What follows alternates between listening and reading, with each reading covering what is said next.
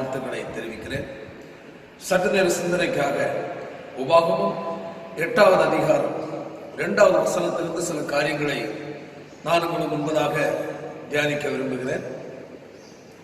உன் தேவனாகிய கர்த்தர் உன்னை சிறுமைப்படுத்தும்படிக்கும் தம்முடைய கட்டளைகளை நீ கை கொள்வாயோ கை கொள்ள மாட்டாயோ என்று அவர் உன்னை சோதித்து உன் இருதயத்தை நீ அறியும்படிக்கும் உன்னை இந்த 40 வருஷம் அளவும் வனாந்தரத்திலே நடத்தி வந்த எல்லா வழிகளையும் நினைப்பாயாக. அன்பான தேவனுடைய பிள்ளைகளே, இந்த வேத பகுதி நமக்கு தெரிந்ததான ஒரு வேத பகுதி. வேதம் சொல்லுகிறது, ஸ்தோத்திரம், இஸ்ரவேல் ஜனங்களை கர்த்தர் நடத்தி வந்த ஒரு சூழ்நிலையை நாம் பார்க்கிறோம். அதில் என்ன சொல்லப்பட்டிருக்கிறது? கர்த்தர் தம்முடைய ஜனத்தை சிறுமைப்படுத்தினார்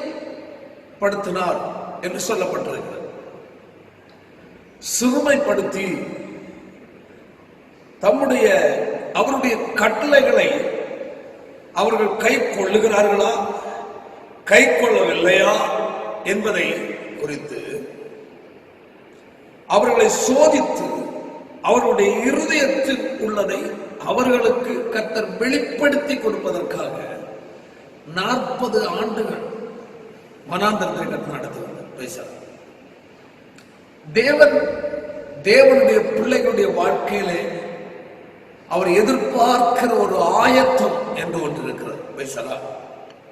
தேவனுடைய பிள்ளைகள் நாம் நினைப்போம், நான் நன்றாக இருக்கிறேன், ஜெபிக்கிறேன், ஆலயத்துக்கு போகிறேன், கொடுக்கிறேன் என்றெல்லாம் நாம் ஒரு சுய திருப்தி அடைகிற ஒரு வழக்கம் எல்லா தேவனுடைய பிள்ளைகளுடைய வாழ்க்கையிலும் இருக்கிறது. ஆனால் நம்முடைய திருப்திக்கு ஏற்றபடி உள்ள ஒரு கிறிஸ்தவ வாழ்க்கையை அல்ல தேவன் எதிர்பார்ப்பு. தேவன் விரும்புகிற நிலையில் உள்ள ஒரு வாழ்க்கையை கர்த்தர் நம்முடைய வாழ்க்கையில் அவர் எதிர்பார்க்கிறார்.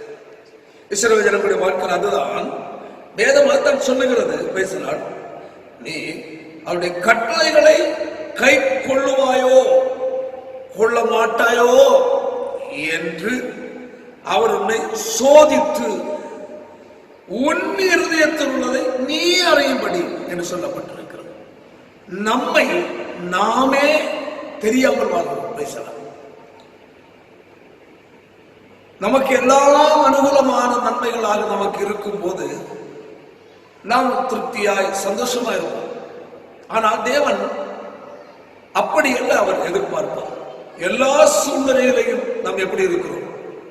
அவர் சொல்லுகிறார், வாழ்ந்திருக்கவும் எனக்கு தெரியும், தாழ்ந்திருக்கவும் தெரியும். எல்லாம் ஆசீர்வாதமா இருக்கும் போது நாம் எப்படி இருக்கிறோம்? எல்லாம் இழந்த நிலையில் நாம் எப்படி இருக்கிறோம்?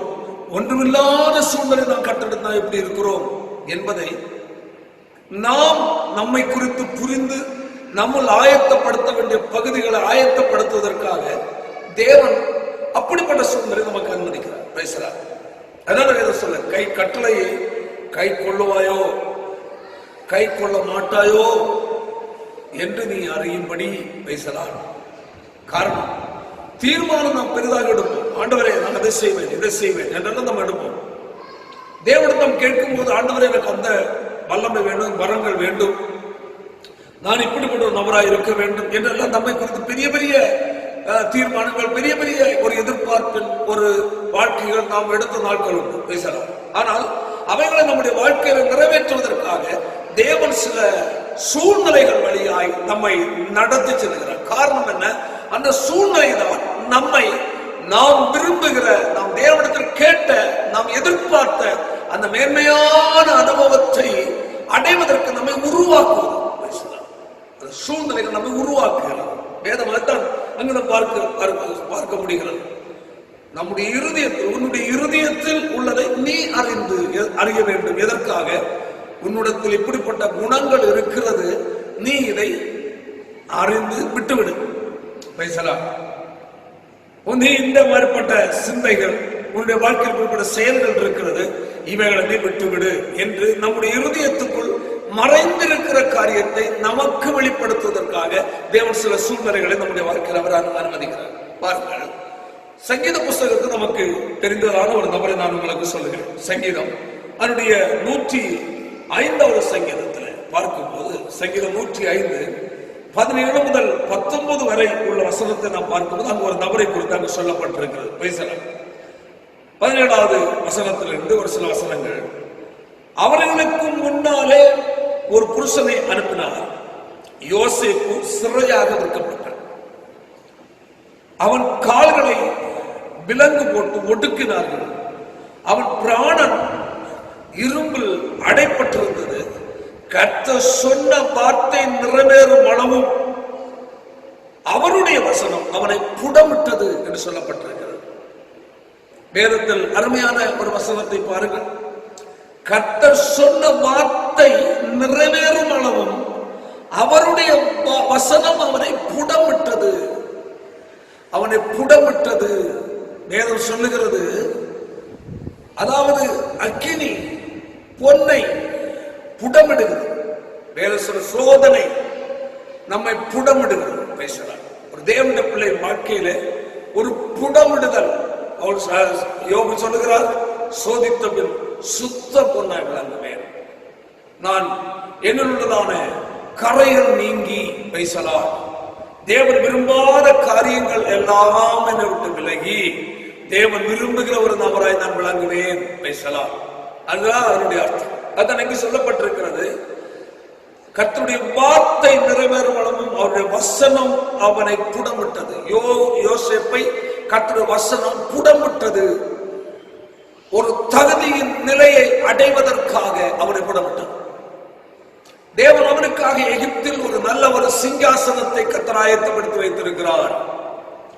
அந்த சிங்காசனத்தில் அவன் அமருவதற்காக, தகுதி உண்டாவதற்காய் அவனை பல சூழ்நிலை வழியாக கர்த்தர் ஒரு புடமிடுதலை அனுமதித்தார். அன்பான கர்த்தருடைய பிள்ளைகளே, நம்முடைய வாழ்க்கையிலே பல நேரங்களில் கர்த்தர் நம்மை சில சூழ்நிலை வழியாக அனுப்புகிறார் என்றால் அவர் நம்மை கைவிடவில்லை. அவர் நம்மை அவருக்கு ஏற்ற ஒரு நபரை நம்மை நிறுத்துவதற்காக தேவன் நம்மை அந்த சூழ்நிலை வழியாக நடத்துகிறார். வேதம் சொல்லுகிறது, தாவீது சிறுமைப்படுத்தப்பட்டான். தாவீதுடைய வாழ்க்கையில பல நெருக்கங்கள் அவனை கடந்து வந்தது. யோபு தன்னுடைய வாழ்க்கையில் அவன் சிறுமைப்படுத்தப்பட்டான். யோபுடைய வாழ்க்கையில பயங்கர சோதனையின் ஒரு சூழ்நிலை கடந்து வந்தது. இதுபோல நம்முடைய வாழ்க்கையிலையும் பல சூழ்நிலைகள் வழியாக தேவன் நம்ம நடத்துகிறார். அதற்கு என்ன காரணம் என்றால், நமக்குள் மறைந்திருக்கிற பல காரியங்களை வெளியே கொண்டு வருவதற்காக, நமக்கு உணர்ச்சி கொடுத்து நம்மை அதிலிருந்து விடுதலை பெற்றவர்களாய் தேவன் விரும்புகிற ஒரு பூரண நிலையை அடைவதற்காக கர்த்தர் அந்த சூழ்நிலை வழியாக நம்மை நடத்தி செல்கிறார்.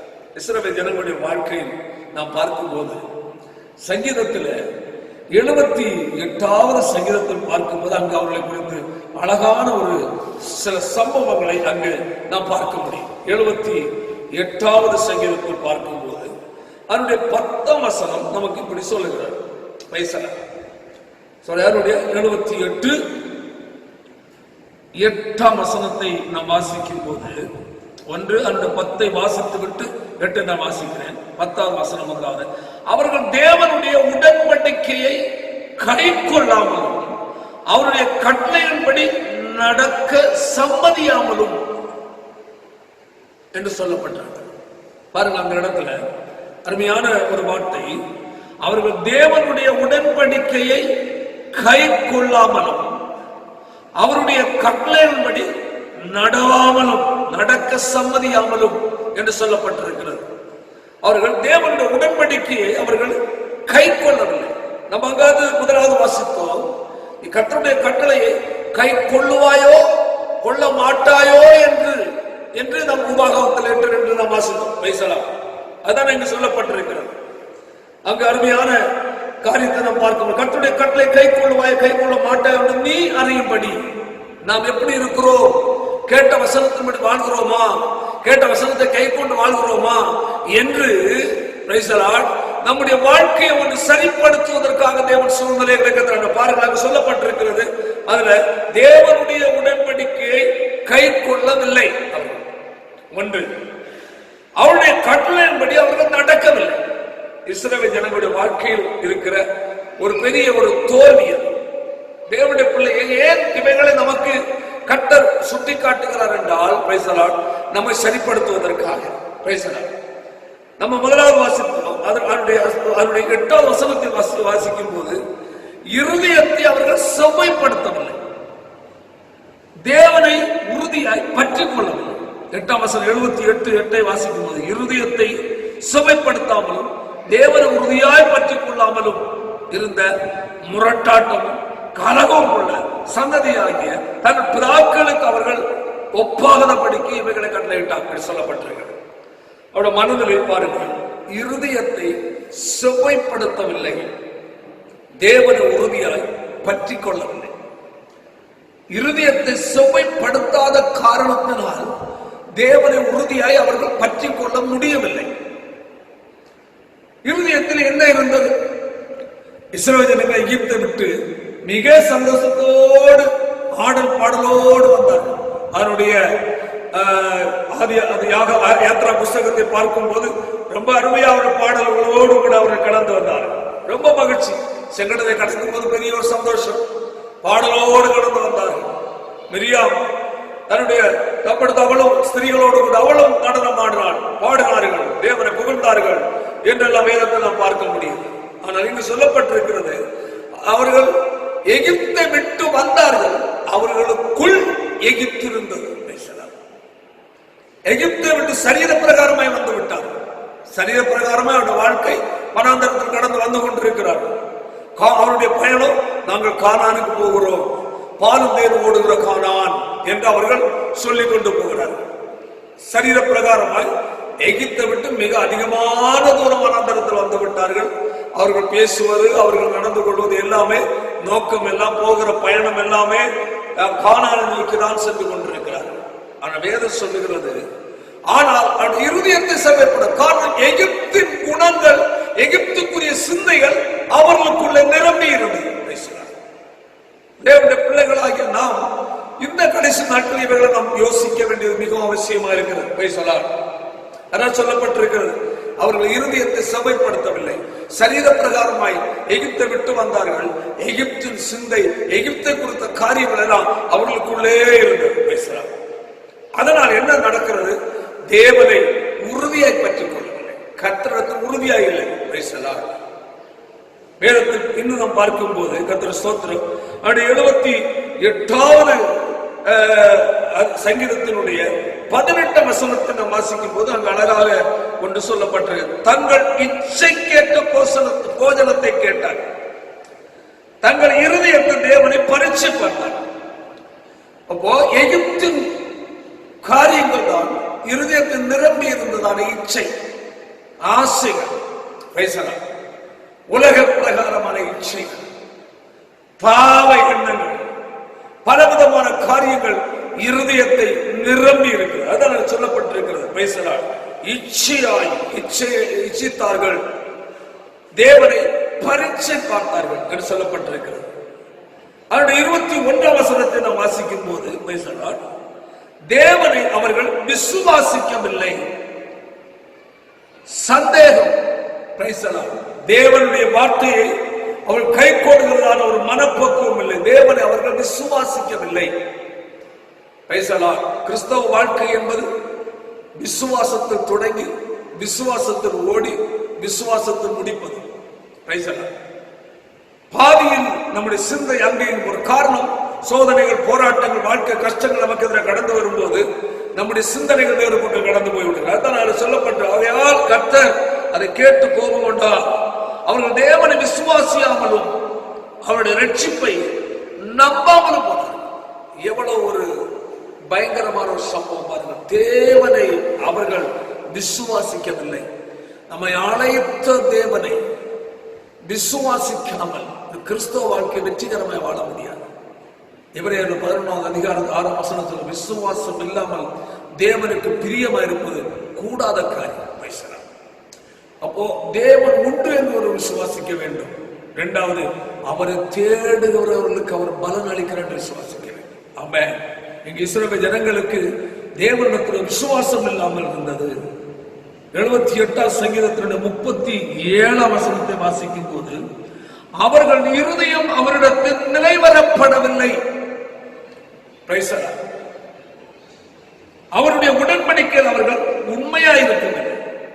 அவருடைய இருதயம் அவரிடத்தில் நிறைவேறப்படவில்லை. உண்மையா அவர்கள் நம்பிக்கை நமக்கு வாசித்தோம். Praise the Lord. அவர்கள் அவிசுவாசம் நிறைந்த ஒரு இருதயம். தேவன் அவர்கள் நம்பவில்லை. ஆனால் இருதயமானது அவரிடத்தில், அவர் மேலுள்ள விசுவாசத்தில், அவர் மேலுள்ள நம்பிக்கையில் நிறைவேறப்படாமல் காணப்பட்டது.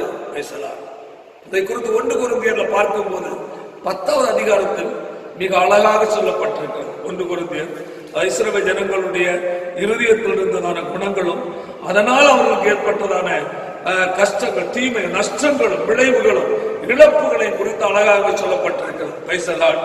அவருடைய 1 கொரிந்தியர்ல 10வது அதிகாரம் 7 முதல் உள்ள வசனத்தை வாசிக்கும் போது அங்கு சொல்லப்பட்டிருக்கிறது. அவருடைய ஜனங்கள் புசிக்கவும் குடிக்கவும் உட்கார்ந்து விளையாட எழுந்திருந்தார்கள் என்று எழுதியிருக்கிறபடி அவர்கள் சிலர் விக்கிரக ஆராதனைக்காரரானார்கள். விக்கிரகங்களை வழிபடுவதற்கு ஒரு மனநிலை அவர்களுக்குள்ள ஏற்பட்டது. பேசலாம் நிறைய ஏராளமான காரியங்கள் அங்கு நாம் சொல்லப்பட்டிருக்கிறது. 6ஆம் வசனத்தில் அவர்கள் இச்சித்தார்கள். அவர்கள் இச்சித்தது போல நாமும் பொல்லாதவைகளை இச்சியாதபடிக்கு என்று சொல்லப்பட்டிருக்கிறது. நமக்கு திருஷ்டாந்தங்களாக வைக்கப்பட்டிருக்கிறது. ஆண்டவரை ஏற்றுக்கொண்ட அவருடைய பிள்ளைகள் எப்படி வாழ வேண்டும் என்று தேவன் விரும்புகிறார். அடுத்தபடியாக 8ஆம் வசனம், அவர்கள் சிலர் வேசித்தனம் பண்ணினார்கள். இந்த நாட்களில் பார்க்கும்போது கிறிஸ்தவம் ஒரு வேசித்தனத்தினால் அநேகர் அதில் விழுந்து கிடக்கிறதை பார்க்கிறோம். எழுந்திருக்க முடியவில்லை. பாவத்தில் விழுந்து கிடக்கிற ஒரு நிலை. பேசலாம் வேசித்தனம். பேசலாம் அவர்கள் சில வேசித்தனம் பண்ணி அதனால் அங்கு அழிக்கப்பட்டார்கள். 9ஆம் வசனத்தில் கிறிஸ்துவை பரீட்சை பார்த்தார்கள் என்று சொல்லப்பட்டிருக்கிறது. 10ஆம் வசனத்தில் பார்க்கும்போது முறுமுறுத்தார்கள். இவைகள் எல்லாம் இன்றைய கிறிஸ்தவ சமுதாயத்துக்குள்ளே காணப்படுகிறது. இயேசுவை ஏற்றுக்கொண்ட தேவ பிள்ளைகள் என்று சொல்லப்படுகிறவர்களாகிய அவருடைய வாழ்க்கையில் காணப்படுகிற அநேக காரியங்களை வேதத்தில் பார்க்க முடிகிறது. கர்த்தர் ஸ்தோத்திரம் உண்டாதாக. முறுமுறுப்பது, ஆண்டவருக்கு போய் ஜெபிப்பார்கள். ஆண்டவரே, நான் இதை செய்தேன், அதை செய்தேன், ஏன் எனக்கு இது இப்படி இருக்கிறது, ஆண்டவர் விசுவாசத்துக்கு பிரயோஜனம் இல்லை, ஆராய்ந்து இப்படி எல்லாம் தேவனை தங்கள் வாயில வந்தது போல முறுமுறுப்பார்கள். தேவன் அதை அறிவிருக்கிறார். இதனால் என்ன நடந்தது? 10:5 வாசிக்கும் போது வனாந்திரத்தில் அவர்கள் அழிக்கப்பட்டார்கள். காரணம், எகிப்திலிருந்து புறப்பட்டார்கள், அநேக அற்புதங்களை அவர்கள் அனுபவித்தார்கள். ஆனால் இருதயத்தை அவர்கள் செம்மைப்பட்டார்கள். இருதயத்தில் பொல்லாத குணங்களை சுமந்து கொண்டு கர்த்தர் செய்கிறார். அன்பான தேவனுடைய பிள்ளைகளே, எகிப்தாகிய உலகத்தை விட்டு பழைய பாரம்பரிய வாழ்க்கை, பழைய வழிபாட்டு முறைகள், பழைய எல்லா காரியத்தை விட்டு நாம் இயேசு கிறிஸ்தவன் தேவனுடைய பிள்ளை என்று நாம் வந்திருக்கிறோம். உண்மை.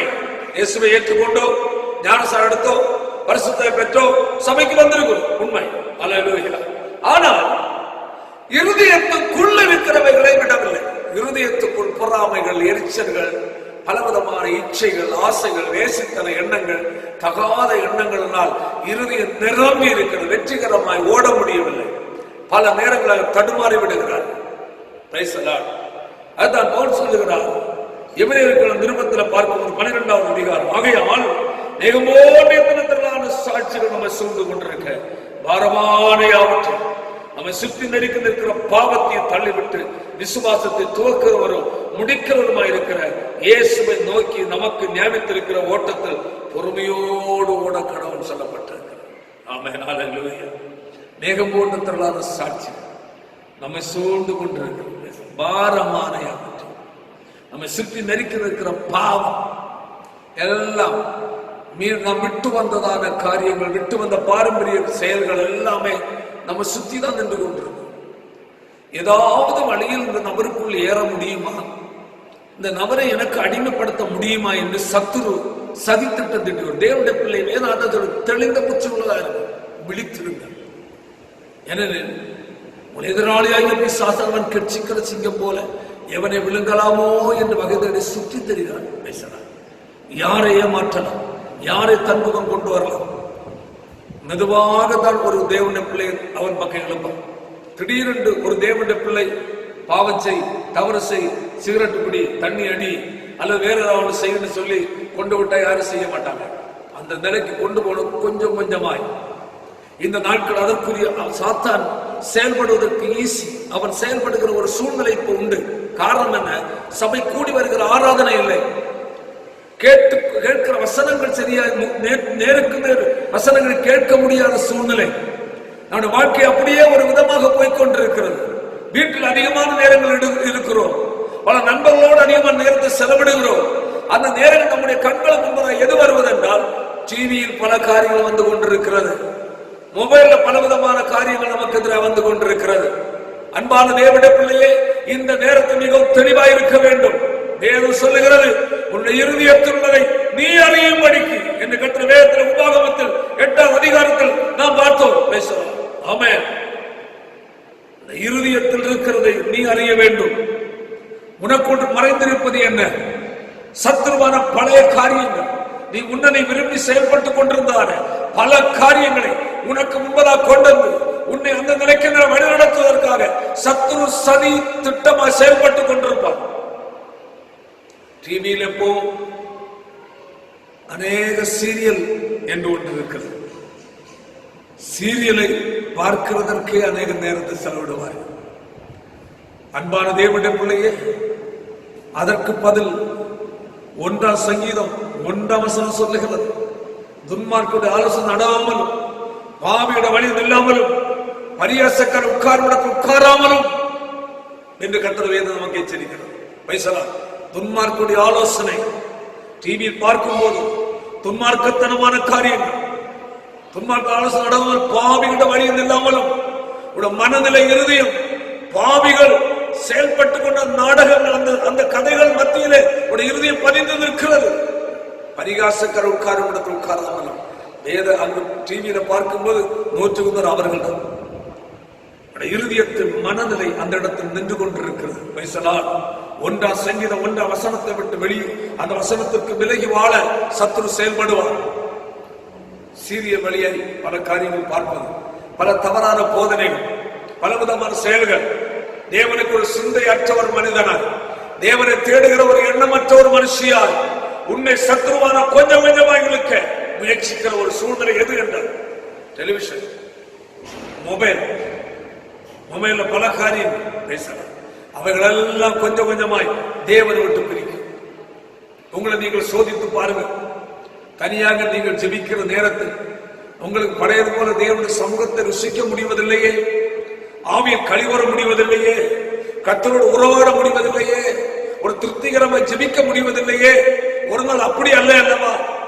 ஒரு நாள் தேவ சமூகத்தை முழங்கால் பண்ணிவிட்டால் நேரங்கள் போவது தெரியாது, எவ்வளவு மகிழ்ச்சியா இருந்தது என்று தேவையற்ற காரியங்களை பார்த்து சிந்தித்து கேட்டு அவைகளெல்லாம் இருதயத்துக்குள் நிரம்பி இருக்கிறது. சத்துருவானவன் இந்த நாட்களில் தன் பக்கமாய் ஒரு தேவனுடைய பிள்ளையை இழுக்கிற ஒரு காலமா இருக்கிறது. அன்பான தேவனுடைய பிள்ளையை மேகம் போன்று திருத்திருந்தால் சாட்சி நம்ம சுற்றி நெருக்கி இருக்கிறது. பாவம், பாரம், இவங்களெல்லாம் தள்ளணும், இவங்களெல்லாம் விடணும். பேசலாம். நெருக்கும் ஒரு இறுதியை வேண்டும். தேவனுக்கு பிரியமில்லாத எந்த காரியங்களையும் ஒரு தேவனுடைய செய்ய நீ விரும்பக்கூடாது, ஆயத்தப்படக்கூடாது. உன்னை சூழ இருக்கிற ஜனங்கள் அநேகர், ஒருவேளை அவர்கள் ரட்சிக்கப்பட்டவர்களா இருக்கலாம், அவர்கள் அப்படிப்பட்ட கர்த்தருக்குள் ஞானஸ்நானம் எடுத்தவர்களா இருக்கலாம். ஆனால் அவர்கள் செய்கிறார்களே, அவர்கள் அதை பார்க்கிறார்கள் என்று சொல்லி நீயும் அதற்கும் நீ சிந்தையை நீ விடுவாய் என்றால் சத்துருவால் நீ வஞ்சிக்கப்படுவாய். ஆண்டோட வருகை மிகவும் சமீபம். கடைசி நாட்கள். இது காலம் செல்லாது. நிர்வசரமா இருக்க வேண்டிய காலம் அல்ல. நாட்கள் பொல்லாதவைகள் இருக்கிறது. நாட்கள் பொல்லாதவைகளா இருக்கிறது. நாட்கள் மிகவும் ஜாக்கிரதையாய், மிகவும் ஞானமாய், மன தெளிவோடு வாழ வேண்டிய ஒரு காலமா இருக்கிறது. அன்பான தேவனுடைய பிள்ளைகளை, உங்களை சற்று நீங்கள் சிந்தித்து பாருங்கள். பேசலாம்.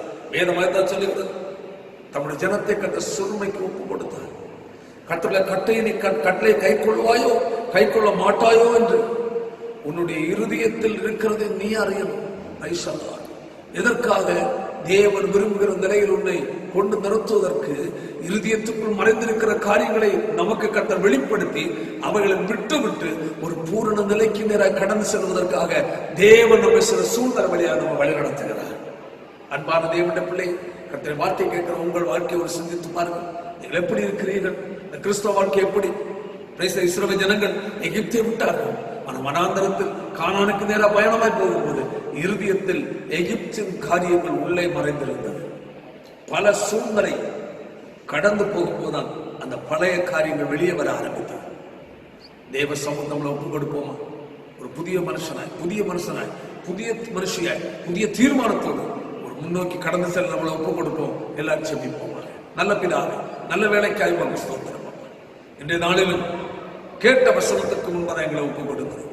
ஆண்டவரே, இஸ்ரவேல் ஜனங்கள் கர்த்தர் வசனத்தை கை கொள்வார்களோ கை கொள்ள மாட்டார்களோ என்று அவருடைய இறுதியற்ற உள்ளதை அவள் அறிவதற்காக தேவன் அவளை சிறுமைக்கு ஒப்பு கொடுத்திருப்பார். தேவன் எதிர்பார்க்கிற ஒரு ஆயத்தம் எங்கள் வாழ்க்கையில கர்த்தர் எதிர்பார்க்கிற ஒரு ஆயத்தத்திற்கு கர்த்தர் எங்களை சில சூழ்நிலை வழியாக நடத்துகிறீர் என்பதை வசனத்தின் மூலமா நாங்கள் கேட்டோம். ஆண்டவரே, இந்த நாட்களில் ஒன்று கூட எங்களை சோதித்து பார்த்து விட வேண்டிய காரியங்களை விட்டு தேவன் விரும்புகிற ஒரு வாழ்க்கை தான் வாழ கிருபை தர வேண்டும்படி செபிக்கிறேன். வார்த்தை கேட்ட ஒவ்வொரு கர்த்தர் ஆசீர்வதி. இயேசுவின் மூலம் செபிக்கிற ஜெபங்கள் நல்ல பிதாவே, ஆமென்.